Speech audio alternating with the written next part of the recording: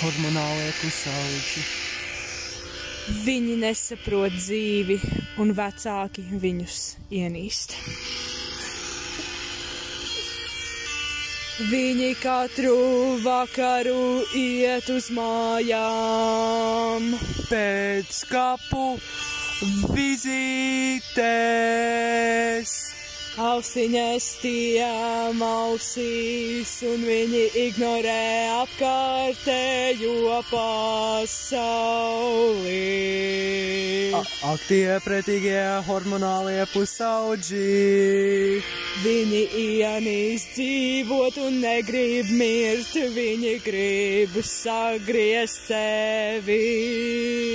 Ak, tie hormonālie pusauģi.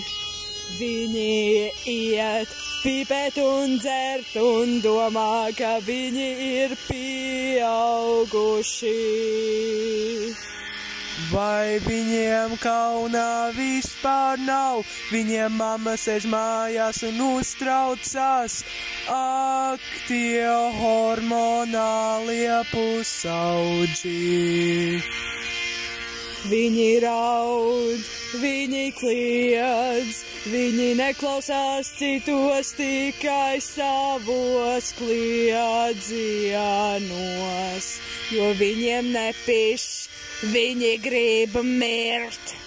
Un viņi grib seksu, daudz seksu, un viņi laizās ar vairākiem cilvēkiem vienlaicīgi, un viņiem nav kauna un goda, un viņi drāžas, un viņiem ir trīsami, un forsami, un fivesami, un siksami. Un 10 peņi dirsā!